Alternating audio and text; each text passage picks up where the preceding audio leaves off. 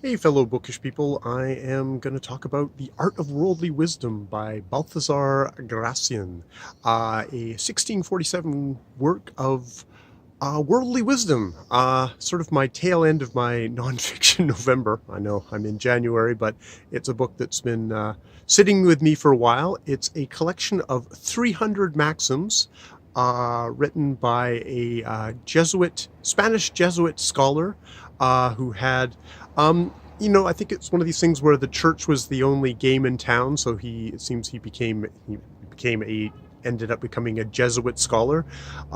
He published and spoke much against the wishes of his superiors, a lot of his superiors. He kind of juggled around trying to find kind of shelter, people to protect him, but that all ran out, and he ended up dying in I think about 10 years after this book was first published.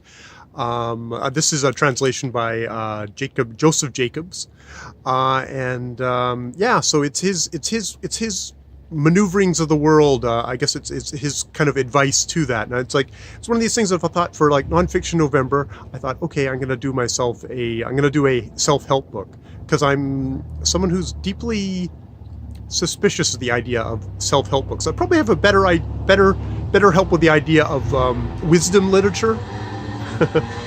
The joys of doing out in the world, and we'll see if we're just going to have a revving motorcycle going by as I'm speaking. Um, but yeah, it's just going to park there and rev its motor things. Yeah, okay. There we go. There we go. He's going off to make noise somewhere else. So yeah, I'm suspicious of the whole kind of God damn it, of doing books that are self-help books, like, oh, this is going to change me, this is going to somehow do it. I probably have more sympathy for the idea of wisdom literature, where it's like, okay, here's some wisdom, you can try and incorporate it, you know, in your life, try and let it sink in a bit. And I guess that's what I've been trying to do, is just sort of let this book sink in. So yeah, it's 300 maxims, which he then sort of does little paragraphs on each one, because it's quite a thin book, and it's 300 of these maxims, and indeed at the end it's got a list of the maxims. I think the first one that was kind of important to me was this idea of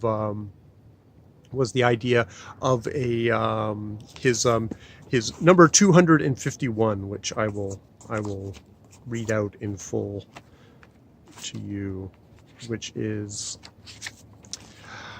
use human means as if there were no divine ones, and divine means as if there were no human ones. A masterful rule which needs no comment. So yes, a fellow of can do his little minimalist things, and so I like that as a starting point of we're not talking about the divine here. We're talking about, okay, what can you do as a human being in this world, and you can leave the divine to the divine, or people who want to use the divine. So it's one of these things. It's sort of like poetry, which is one of these things I also struggle reviewing. Is like, well, how do you review or talk about 300 maxims in a meaningful way? And I guess you just sort of end up picking out the ones that that sort of spoke to you. I think for me, I get like number 50. Never lose your self-respect. Do not be too self-conscious. Let your own integrity be the true standard of your rectitude, and let your own self-judgment be more strict than all external laws. Avoid anything unseemly, more from regard for your own self-respect than from fear of external authority. Pay regard to that, and there is no need of Seneca's imaginary monitor, i.e. one's consciousness, it says in the little editor. I think it's probably an editor's note there. Sorry, I won't blind you. So just that idea of, how do you maneuver the world? You maneuver the world through your own kind of your own self integrity. That idea of, like, if you're gonna operate in the world with your own sort of self respect, that's a good guide, a good monitor, and it's one of these things of, interestingly enough, you get from religion is people saying, like, oh, you need an external force to tell you to be good. It's like, no, I think that idea of your own self-respect, if you're going to respect yourself, that is a very good way manage yourself in the world. So yeah, yeah. So um, I think the other thing was this idea of making use of everything, starting off with your friends. The idea of here. I'm now going to awkwardly flip, flip, flip. I, of course, got stuff tabbed, but I can't actually do it that way. I've got to go by the numbers. And it's this idea of make use of your friends. This requires all the art of discretion. Some are good far off, some when near. Few are worthy to be good friends, and even fewer become and these become even fewer because people do not know how to pick them. Keeping friends is more important than making them. Select those that will wear well. If they are new at first, it is some consolation that they will become old. Absolutely the best are those well salted, though they require soaking in the testing. There's no desert like living without friends. Friendship multiplies the good of life and divides the evil. It is the sole remedy against misfortune, like fresh air to the soul. And as someone who doesn't really have that many friends, that resonates with me. Of the friends I have, I hold very dearly, and that whole idea of multiplying pleasures and dividing the pain, that really comes in, and but it's also like these things with the self-help books. It's like, yes, make friends. It's like, oh yes, and how do we do this? I also like his thing about enemies, and I'm not going to flip to it because it's just going to take me a thing, but the idea of you should make use of your enemies, because actually the ill will of your enemies can be, the wise use that as a better mirror to themselves than all the kindness in the world. That idea that you want to get an honest assessment of yourself, get it from people who don't like you, which is a funny thing, but your friends will be kind and will kind of gloss over or won't even see your faults, whereas the people who don't like you, who think, oh, I can't stand that, Jay, those are the people who are going to tell you your videos are too long, you blabber, and all that stuff.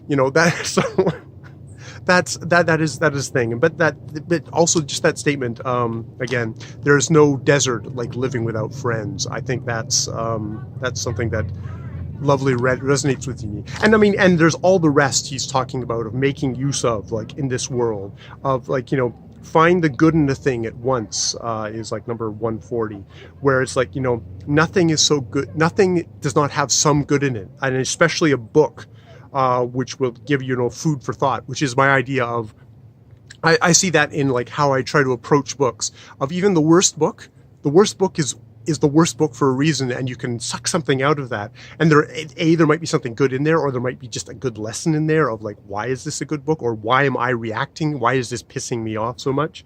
I think that's another key thing of just getting the most out of life, but also making yourself